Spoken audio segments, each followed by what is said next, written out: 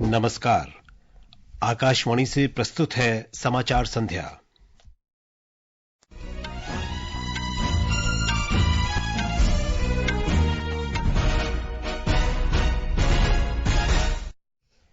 विजयादशमी का पर्व आज समूचे देश में श्रद्धा और उल्लास के साथ मनाया जा रहा है।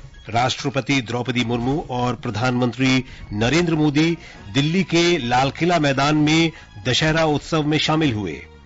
देश के आधारभूत अवसंरचना परिदृश्य को बदलने वाले PM Gatishakti national master plan के 3 वर्ष पूरे। सार्वजनिक क्षेत्र के उद्यम हिंदुस्तान एयरोनॉटिक्स लिमिटेड को 14वें महारत्न का दर्जा। प्रधानमंत्री इंटर्नशिप योजना का पंजीकरण आज से शुरू। इस वर्ष 1.25 लाख इंटर्नशिप अवसर प्रदान किए जाएंगे। महिला टी20 क्रिकेट विश्व कप में शारजाह में न्यूजीलैंड ने ग्रुप ए मैच में बांग्लादेश को 8 विकेट से हराया और भारत और बांग्लादेश के बीच तीसरा और अंतिम टी20 क्रिकेट मैच हैदराबाद में जारी।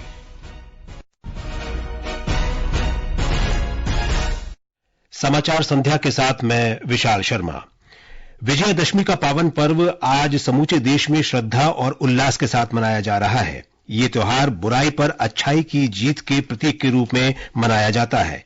राष्ट्रपति द्रौपदी मुर्मू और प्रधानमंत्री नरेंद्र मोदी दिल्ली के लाल किला मैदान में श्री धार्मिक लीला कमेटी द्वारा आयोजित विजयादशमी समारोह में सम्मिलित हुए। उधर जम्मू में विजयादशमी का त्योहार धार्मिक उत्साह और उमंग के साथ मनाया गया। हमारे संवाददाता ने बताया है कि शारदीय नवरात्र के दौरान 4 लाख से अधिक तीर्थयात्रियों ने श्री माता वैष्णो देवी के पवित्र मंदिर में पूजा अर्चना भी की। जम्मू में भी दशहरे का त्योहार हर्षोल्लास के साथ मनाया गया। मुख्य समारोह जम्मू के परेड ग्राउंड में हुआ, जहां पारंपरिक तरीके से रावण दहन हुआ।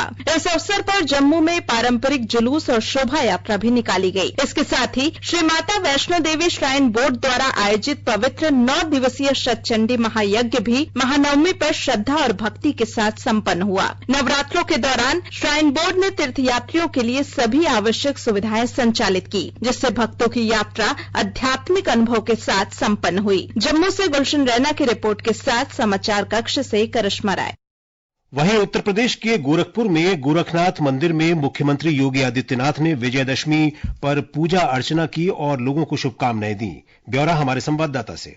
विजयादशमी के पावन अवसर पर गोरखनाथ मंदिर में गोरक्ष पीठाधीश्वर के परंपरागत तिलकोत्सव कार्यक्रम का आयोजन किया गया। नाथ पंथ की परंपरा के अनुसार साधु और संतों तथा मुख्यमंत्री योगी आदित्यनाथ ने तिलक लगाकर गोरक्ष पीठाधीश्वर के प्रति श्रद्धा प्रकट कर पूजा अर्चना की। इसके बाद श्रद्धालुओं और जन प्रतिनिधियों ने भी गोरक्ष पीठाधीश्वर के प्रति अपनी श्रद्धा प्रकट करके उनका आशीर्वाद लिया। उनकी ओर से योगी आदित्यनाथ ने कार्यक्रम में उपस्थित सभी श्रद्धालुओं को विजयादशमी की शुभकामनाएं दी। लखनऊ से सुशील चंद्र तिवारी की रिपोर्ट के साथ समाचार कक्ष से अमन यादव।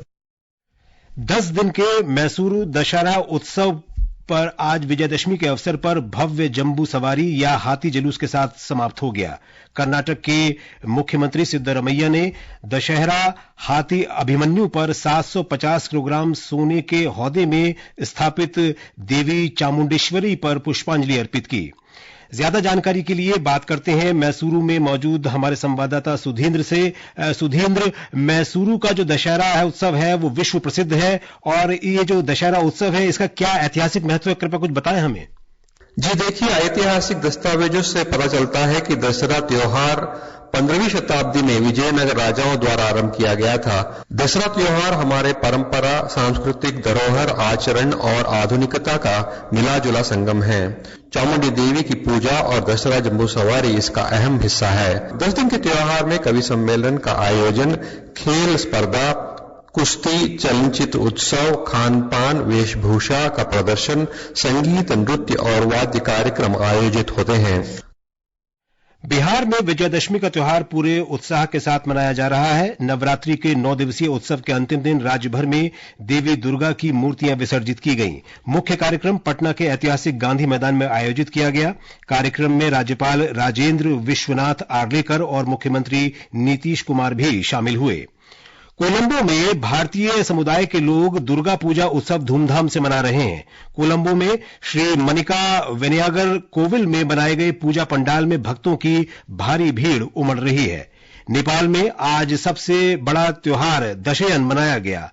इस त्योहार का अंतिम दिवस टीका उत्सव के रूप में सपरिवार मनाया जाता है। परिवार में सबसे वरिष्ठ सदस्य समस्त परिवार के माथे पर तिलक लगाता है।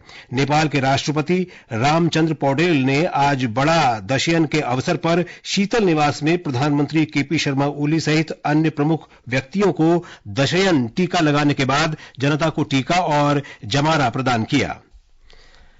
बहुस्तरीय कनेक्टिविटी के लिए प्रधानमंत्री गतिशक्ति नेशनल मास्टर योजना आज के 3 वर्ष पूरे हो गए।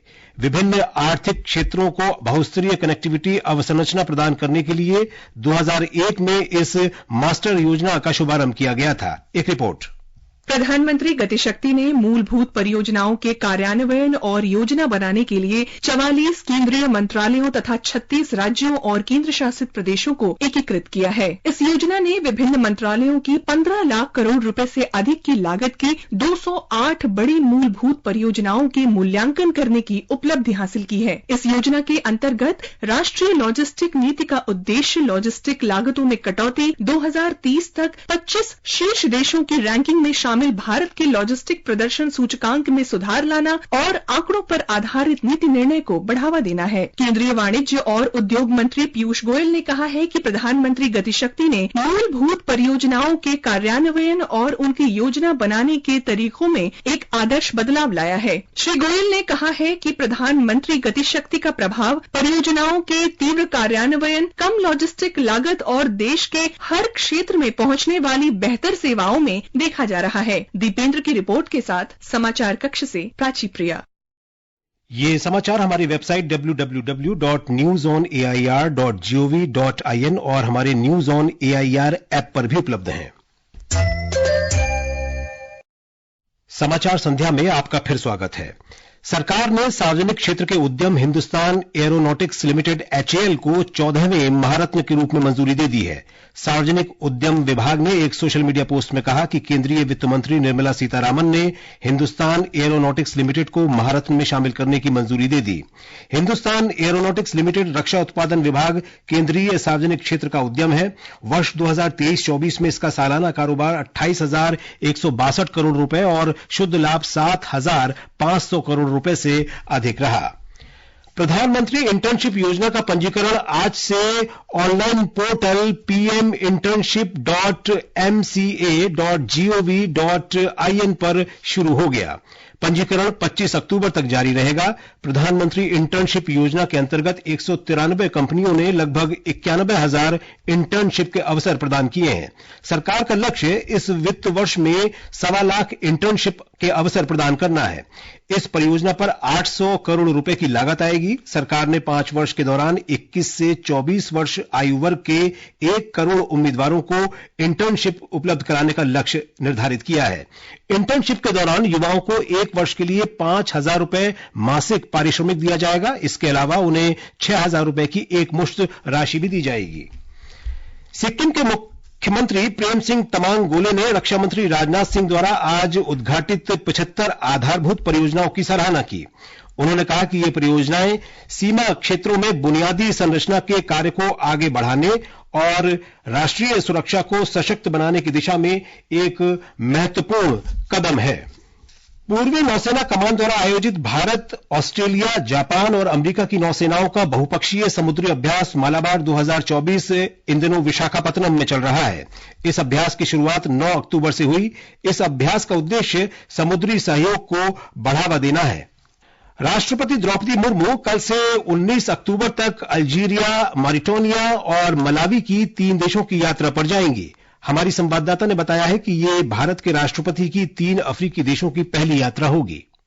यात्रा के पहले चरण में राष्ट्रपति कल से 15 अक्टूबर तक अल्जीरिया की यात्रा करेंगी। यात्रा के दौरान राष्ट्रपति Droupadi Murmu people's democratic republic of Algeria के राष्ट्रपति अब्दुल मजीद तब्बून और अन्य प्रमुख नेताओं के साथ द्विपक्षीय बैठकें करेंगी। Sidi Abdellah Science and Technology Pole University को भी संबोधित करेंगे। यात्रा के दूसरे चरण में राष्ट्रपति द्रौपदी मुर्मू 16 अक्टूबर को मॉरिटानिया का दौरा करेंगी। मॉरिटानिया की यात्रा ऐसे समय में हो रही है जब मॉरिटानिया अफ्रीकन यूनियन की अध्यक्षता कर रहा है। यात्रा के दौरान राष्ट्रपति मॉरिटानिया के नेताओं के साथ द्विपक्षीय बैठक बैठकें करेंगी और भारतीय प्रवासियों से भी बातचीत करेंगी। यात्रा के अंतिम चरण में राष्ट्रपति द्रौपदी मुर्मू 17 से 19 अक्टूबर तक मलावी का दौरा करेंगी। यात्रा के दौरान राष्ट्रपति मलावी के नेतृत्व के साथ द्विपक्षीय बैठकें करेंगी और प्रमुख व्यापार एवं उद्योग नेताओं तथा भारतीय प्रवासियों से बातचीत करेंगी। राष्ट्रपति द्रौपदी मुर्मू के 3 देशों अल्जीरिया, मॉरिटानिया और मलावी की यात्रा का उद्देश्य अफ्रीका के देशों के साथ हमारे मैत्रीपूर्ण और सौहार्दपूर्ण संबंधों को और मजबूत करना है। दिल्ली से आकाशवाणी समाचार के लिए मयूषा। हरियाणा के कार्यवाहक मुख्यमंत्री नायब सिंह सैनी ने कहा है कि राज्य में नई सरकार का शपथ ग्रहण समारोह 17 अक्टूबर को होगा।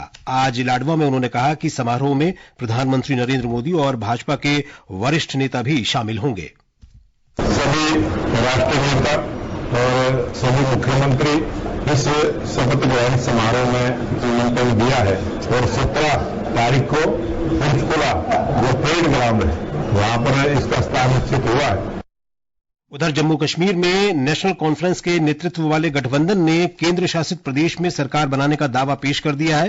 पार्टी उपाध्यक्ष उमर अब्दुल्ला ने कल श्रीनगर में उपराज्यपाल मनोज सिन्हा से मुलाकात की और उन्हें इस संबंध में पत्र सौंपा। ये समाचार आकाशवाणी से प्रसारित किए जा रहे हैं। संयुक्त राष्ट्र बाल कोष यूनिसेफ ने कहा है कि भारतीय आपूर्तिकर्ता वैश्विक स्तर पर बच्चों के लिए संगठन के स्वास्थ्य और रसद सहायता के तीसरे सबसे बड़े प्रदाता हैं। भारतीय व्यवसायियों ने अपने वैश्विक कार्य के लिए यूनिसेफ को लगभग $6 बिलियन की लागत की वस्तु और सेवाओं की आपूर्ति की है। भारत की पहली आधिकारिक यात्रा करने वाली यूनिसेफ की आपूर्ति विभाग की निदेशक लीला पक्काला ने कहा कि बच्चों के लिए जीवन रक्षक वस्तुओं और सेवाओं की आपूर्ति करने वाले भारतीय प्रदाता विश्व भर के बच्चों के लिए यूनिसेफ के कार्य का महत्वपूर्ण हिस्सा है। उन्होंने कहा कि यूनिसेफ उनके योगदान को महत्व देता है। प्रधानमंत्री नरेंद्र मोदी ने गुजरात के मेहसाणा में दीवार गिरने से हुई श्रमिकों की मौत पर दुख व्यक्त किया है। एक सोशल मीडिया पोस्ट में श्री मोदी ने कहा कि राज्य सरकार के नेतृत्व में स्थानीय प्रशासन पीड़ितों को हर संभव सहायता प्रदान करने में जुटा है। श्री मोदी ने घोषणा की कि प्रत्येक मृतक के निकटतम परिजन को प्रधानमंत्री राष्ट्रीय राहत कोष से 2 लाख रुपए और घायलों को 50,000 रुपए की अनुग्रह राशि प्रदान की जाएगी। प्रधानमंत्री ने हरियाणा के कैथल में एक सड़क दुर्घटना में मारे गए लोगों के परिवारों के प्रति भी संवेदना व्यक्त की है। दुर्घटना एक कार के नहर में गिर जाने से हुई थी। नहर में डूब जाने के कारण 3 महिलाओं तथा 4 लड़कियों की मृत्यु हो गई। एक सोशल मीडिया पोस्ट में श्री मोदी ने कहा कि राज्य सरकार के नेतृत्व में स्थानीय प्रशासन पीड़ितों के परिजनों को पूर्ण सहायता प्रदान कर रहा है। प्रधानमंत्री ने कहा कि प्रत्येक मृतक के निकटतम परिजन को प्रधानमंत्री राष्ट्रीय राहत कोष से 2-2 लाख रुपए और घायलों को 50,000 रुपए की अनुग्रह राशि दी जाएगी। शारजाह में महिला टी20 क्रिकेट विश्व कप में न्यूजीलैंड ने श्रीलंका को 8 विकेट से हरा दिया है। जीत के लिए 116 रन का लक्ष्य न्यूजीलैंड ने 17 ओवर और 3 गेंद में 2 विकेट पर 118 रन बनाकर हासिल कर लिया। इससे पहले श्रीलंका ने टॉस जीतकर बल्लेबाजी करते हुए निर्धारित 20 ओवर में 5 विकेट पर 115 रन बनाए थे। इस समय ग्रुप बी में बांग्लादेश का सामना दक्षिण अफ्रीका से हो रहा है। हैदराबाद में तीसरे और अंतिम टी20 क्रिकेट मैच में भारत ने बांग्लादेश को जीत के लिए 298 रन का लक्ष्य दिया है। टॉस जीतकर पहले बल्लेबाजी करते हुए भारत ने निर्धारित 20 ओवर में 6 विकेट पर 297 रन बनाए। श्रृंखला में भारत 2-0 से आगे है। वायु गुणवत्ता प्रबंधन आयोग ने राज्य सरकारों और जिला प्रशासनों को फसल के मौसम के दौरान पराली जलाने वालों के खिलाफ कड़ी कार्रवाई करने के निर्देश दिए हैं। आयोग ने खेतों की लगातार निगरानी के लिए पंजाब और हरियाणा के मुख्य जिलों में 26 केंद्रीय दल तैनात किए हैं। पर्यावरण, वन और जलवायु परिवर्तन मंत्रालय ने कहा कि पराली जलाने की घटना एक गंभीर चिंता का विषय है। इसका असर राष्ट्रीय राजधानी क्षेत्र की वायु गुणवत्ता पर पड़ता है। और अब अंत में मुख्य समाचार एक बार फिर। विजयदशमी का पर्व आज समूचे देश में श्रद्धा और उल्लास के साथ मनाया जा रहा है। राष्ट्रपति द्रौपदी मुर्मू और प्रधानमंत्री नरेंद्र मोदी दिल्ली के लाल किला मैदान में दशहरा उत्सव में शामिल हुए। देश के आधारभूत अवसंरचना परिदृश्य को बदलने वाले PM Gatishakti national master plan के 3 वर्ष पूरे। सार्वजनिक क्षेत्र के उद्यम हिंदुस्तान एरोनॉटिक्स लिमिटेड को 14वें महारत्न का दर्जा। प्रधानमंत्री इंटर्नशिप योजना का पंजीकरण आज से शुरू। इस वर्ष 1.25 लाख इंटर्नशिप अवसर प्रदान किए जाएंगे। महिला टी20 क्रिकेट विश्व कप में शारजाह में न्यूजीलैंड ने ग्रुप ए मैच में बांग्लादेश को 8 विकेट से हराया और भारत और बांग्लादेश के बीच तीसरा और अंतिम टी20 क्रिकेट मैच हैदराबाद में जारी। इसके साथ ही समाचार संध्या का ये अंक समाप्त हुआ। नमस्कार।